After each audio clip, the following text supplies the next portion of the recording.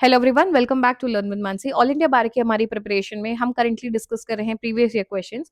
2014 से 2024 तक के सारे क्वेश्चन हम ऑलरेडी हर सब्जेक्ट के लिए पीवाईक्यूज टॉपिक वाइज डिस्कस कर चुके हैं। सेपरेट प्लेलिस्ट चैनल पे हर चीज की अवेलेबल है।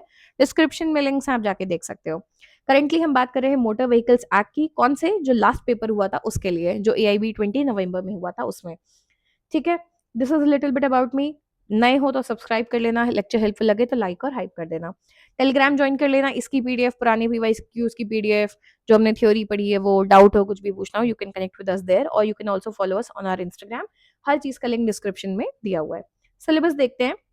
ये जो पॉइंट नंबर 15 लिखा है, tort motor vehicle act and consumer protection, इससे कुल मिला के 5 क्वेश्चन आते हैं। जैसे इस पेपर में आप देखोगे कंज्यूमर प्रोटेक्शन से एक क्वेश्चन आया था, टॉर्ट से एक क्वेश्चन आया था। तो ऑन एन एवरेज ऐसे ही होता है, किसी से कभी 2 आ जाते हैं, किसी से 3। तो इनको आप इन एक साथ जब देखोगे तो 5 सवाल आते हैं। ठीक है, छोटे छोटे टॉपिक्स हैं, बिल्कुल भी कॉम्प्लिकेटेड नहीं है। एक हम ऑलरेडी कवर कर चुके हैं, कंज्यूमर प्रोटेक्शन एक्ट, नहीं देखा हो तो वो भी जरूर जाके देख लेना। आज हम बात करेंगे मोटर व्हीकल्स की। चैनल पे जाओगे, प्लेलिस्ट मिलेगी, उसमें एक सिंगल वीडियो है, हार्डली 11 मिनट का वीडियो है, जिसमें हमने 10 साल के पेपर कवर किए हुए हैं। बहुत ईजी है, बहुत टॉपिक्स कवर्ड हैं, कैसे पेपर को अप्रोच करना है सब बता रखा है। जल्दी से इस साल के क्वेश्चंस देखते हैं। पहला, according to the motor vehicles act 1988, please ध्यान देना कौन सा वाला पूछा गया है। आपको इसमें जरूरत पड़ेगी एग्जाम में बैराक की मोटर व्हीकल्स एक्ट के, लेके जाना। 88 के बाद भी अमेंडमेंट हुए हैं, तो मेक श्योर कि किस कॉन्टेक्स्ट में पूछा जा रहा है, आंसर कई बार चेंज हो जाता है। चलो, according to Motor Vehicles Act 1988, which factor determines the jurisdiction of the licensing authority in applying for a driving license? According to the act हमसे पूछा है कौन से फैक्टर्स ये डिटरमाइन करते हैं कि किसका ज्यूरिसडिक्शन होगा। लाइसेंसिंग अथॉरिटी का ज्यूरिसडिक्शन को लेकर सवाल है। जब आप अप्लाई करते हो ड्राइविंग लाइसेंस के लिए, कौन अथॉरिटी आपको दे सकती है ज्यूरिसडिक्शन के बेसिस पे। Option A, the place where the applicant has family ancestral property. आप वहां के जुरिस्डिक्शन से लोगे जहां पे आपकी फैमिली की एंसेस्ट्रल प्रॉपर्टी थी। यानी कि मान लो आप रहते दिल्ली में, ऊपर आपकी खानदानी जमीन किसी गांव में कहीं पे, तो आप वहीं वहां उस एरिया से लोगे। Option B, the place where the applicant has held a bank account for more than a year, ऐसी जगह जहां पे एप्लीकेंट का बैंक अकाउंट है 1 साल से ज्यादा के लिए। Option C, the place where the applicant votes in local body elections, या फिर option D, the place where the applicant ordinarily resides और कैरीज ऑन बिजनेस। बेरैक्ट है तो देखो आंसर हो जाएगा, बट बिना उसके भी अप्रोच करोगे ना, लास्ट मोमेंट मान लो एग्जाम में 2 मिनट बचे, तो भी स्मार्ट तुक्का मारो। खानदान की एंसेस्ट्रल प्रॉपर्टी तो कहीं भी हो सकती है, ड्राइविंग लाइसेंस वहां का होगा ना जहां तुम रहते हो। कॉमन सेंस से सोचो, खानदान की प्रॉपर्टी यूपी में, 10 साल से मुंबई में रह रहे हो, ड्राइविंग लाइसेंस मुंबई में लोगे या खानदान का जहां प्रॉपर्टी है वहां लोगे।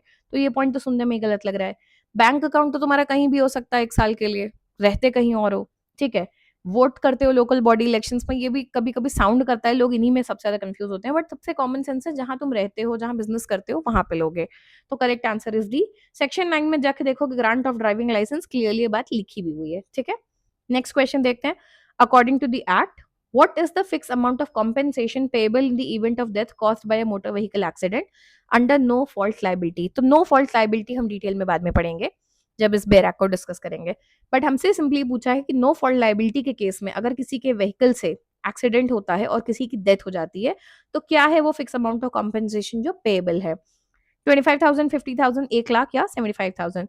इसका ये क्वेश्चन विड्रॉ हुआ था। अब आप सोचो क्यों, बैरक खोलोगे ना तो सेक्शन 140 में आपको 50,000 लिखा दिख जाएगा, तो बहुत लोग 50,000 मार्क करेंगे। इधर वे ये क्वेश्चन गिना ही नहीं जा रहा है। क्यों नहीं गिना जा रहा है? इसमें अमेंडमेंट हुआ है। ये क्वेश्चन एज पर 1988 आपसे पूछा गया है, नए अमेंडमेंट आ चुके हैं एंड ये अमाउंट अब स्टेबल नहीं है, ये अमाउंट चेंज हो चुका है। नए अमेंडमेंट में देखोगे, मोटर व्हीकल्स एक्ट 2019 में सेक्शन 164 में जाके देखोगे तो सम ऑफ 5 लाख रुपीज डेथ, और ये कॉम्पेंसेशन डिपेंड करता है कंडीशंस पे और बहुत सारी चीजों पे, तो ये अमाउंट अब फिक्स नहीं है।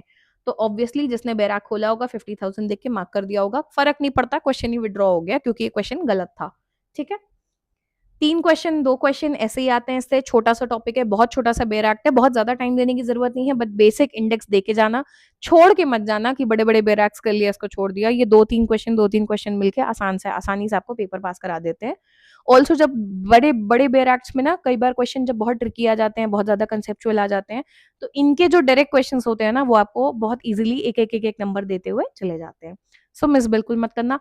इसका जो पार्ट 1 है वो जरूर कर लेना, क्योंकि उसके 10 साल के पेपर हमने वहीं कवर किए हुए हैं, काफी थ्योरी भी वहां पे कवर की है। ठीक है, जल्दी इसका रिवीजन, बैराक के रिवीजन को लेके भी हम लेक्चर लेके आएंगे। So stay tuned, keep watching.